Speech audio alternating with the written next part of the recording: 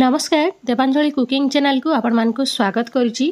सांग माने आज मु आपण सहित मिक्स आचार रेसिपी शेयर करी। ये मिक्स आचार रे मु नेछि अदा रसुण आउ कंचा लंका ए तीनटा को मिक्स करके आज मु आपण सहित मिक्स आचार रेसिपी शेयर करी, जहाँ को कि आपण बहुत दिन पर्यंत रखिकी खाई पारिबे, फ्रिज रे रखी पारिबे किंबा बाहर मध्य रखिकी खाई पारिबे। तेबे चलंतु आरंभ करिबा ए स्वादिष्ट रेसिपी को। याको आपण साइड डिश भापरे नै पारिबे, रुटी सहित भात सहित सबुथिरे ये खाइबा पई उपयोगी। तेबे चलंतु आरंभ करिबा ए स्वादिष्ट रेसिपी को। भिडियोटी को शेष पर्यंत देखंतु। जदि चैनल रे आपण माने ए पर्यंत नुआ अच्छी ताले प्लीज चैनल टी को सब्सक्राइब कर दिंतु, जहाँद्वारा कि आपण मैंने मोर नुआ नुआ रेसिपी वीडियो आसिले आपण मैंने देखिपारे, आपण को आउ खोजापी असुविधा हेनी। तेबे चलतु आरंभ करबा स्वादिष्ट रेसिपी को। देखो एठी मु समान परिमाण रे नहीं अदा को ये छोट छोट पीस करी काटी नहीं। एठी नहीं रसुण आउ कंचा लंका। ए भितर आपण कोटा को अधिका मध्य करि पारबे आउ कोटा को कम मध्य करि पारबे, किछि असुविधा नै। एबे हमें याकू ए भलिया स्लाइसर जदि आपनका पाखरे अछि, ए भलिया स्लाइसर रे आपण काटी पारिबे किंबा हेमदस्ता जदि अछि सेइथिरे मध्ये कुटी पारिबे, किछि असुविधा नै। मोर ए भलिया अछि सेइति पई मु एठी काटुछि। देखंतु ए भलिया घसी नबा, पूरा हमकु छेचा भलिया आमे करिबा। रसुण अदा और कंचा लंका को आपण हेमदस्ता रे मध्ये कुटी की करि पारिबे, किछि असुविधा नै। एबे मु रसुण को ए भलिया काटी नैछि।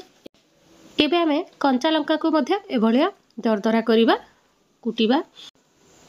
देखंतु ए भलिया फाड़ फाड़ हो जाइछि, पूरा गुंड करबानी, एमती फाड़ फाड़ ही रहिबो। याकू मध्य रसुण सहित मिसई दबा। तापरे अदा रखिछु, अदा को मध्य कोरी नबा ए भलिया।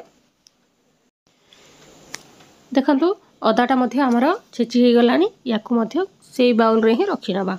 तीनोटी को भलो भाबरे मिक्स करि नबा। सांग माने याकू बनैबा अति सहज। आउ आपण याकू फ्रिज रे तो बहुत दिन पर्यंत रखी खाई पारबे, बाहर मध्य रखी पारबे, किछि असुविधा नै। या पई चलंतु गोटे मसला तयारी करि नबा। एबे आमे कढ़ई को पूरा लो फ्लेम रे रखिकी देई दबा। गोटे चामच जीरा, आधा चामच देई दबा मेथी दाना, आउ गोटे चामच देई दबा पान मधुरी, आउ गोटे बड़ चामच देई दबा धनिया। धनिया टिके अधिक परिमाण रे देबे। तापरे आधा चामच देई दबा सोरिष, घरे जो नॉर्मल सोरिष यूज करू सेटा को ही मु नेइची। आउ याकू पूरा लो फ्लेम रे भाजीबा। देखंतु बढ़िया भाव भाजी हो गलानी। याकू आमे ठंडा करिकी ग्राइंड करि नबा। एबे चलंतु तेल गरम करिबा। तेल टिके अधिका परिमाण रे ही सोरिष तेल नबा। टिके अधिका परिमाण रे देले आचारटा बहुत दिन पर्यंत रखिकी आपण खाई पारिबे। एबे आमे या ऊपर दे दबा लूण। लूण टिके अधिका देबे, काहे कि ना लंका टिके बेसी राग होई थाए, लूण ताकू टिके ऑब्जर्व करिवो। से मु टिके लूणर परिमाण अधिका नहीं। आपण निज परिमाण अनुसार कम बेसी करि पारबे। तेल रे मु एइथि लूण दउछि जे लूण रे जो मॉइस्चरटा अछि सेटा पळेइबो, आउ आचार खराब हबनी। तापरे एबे आमे एथिरे टिके हिंग देई दबा। आधा चामच खंडे हिंग दबा, बढ़िया फ्लेवर आसीबो। तापरे एबे आमे फ्लेम को पूरा ऑफ करि दबा। आउ काश्मीरी लंका गुंड सुंदर कलर पाई 2 चामच खंडे पकेइबा। आपण काश्मीरी लंका गुंड को स्किप करि पारबे, किछि असुविधा नै। टिके कलर पाई ही मु दउछि। तापरे एबे अदा रसुण और कंचा लंका ऊपर याकू ढाली दबा। एबे भलो भाबरे ए सब को मिक्स करि नबा। सांग माने याकू जमारो हमको खरारे सुखैबा को पड़िबनी। नॉर्मल घरे ही आपण बनेकी शीघ्र खाई पारिबे। याकू घंटा 2 घंटा परे खाई हबो। देखंतु एबे जो आमे मसलाटा ग्राइंड कर रखिथिले ताकू एथिरे देई दबा। ए सब को भलो भाबरे मिक्स करि नबा। याकू मु फ्रिज रे रखुची बहुत दिन पर्यंत। मो हस्बैंड को टिके आचार रेसिपी बहुत पसंद, सबुथिरे तांको आचार दरकार। सेति पई मु ए भलिया घरे बनै की रखे आउ खाइबा को दिए। आपण माने मध्य घरे बनांतु। याकू बहुत दिन पर्यंत जदि बाहर रखिबा पई चाहुथिबे ताहले आपण एथिरे आधा कप खंडे नै जिबे विनेगार। विनेगार दबा द्वारा बहुत दिन पर्यंत रही पारे, आउ खटा अंश भी लागे। सेति पई मु विनेगार दउछि। खटा आउ जमा दबा को पड़िबनी।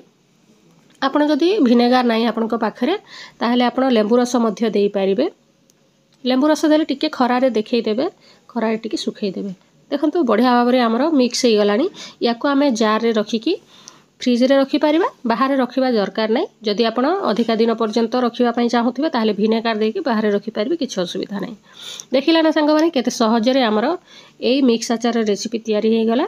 आपण माने मध्य घरे तयारी करंतु, आउ खाइबा को घरे दियंतु। देखा हबो नेक्स्ट वीडियो रे आ गोटे नवा रेसिपी सहित। Thank you for watching.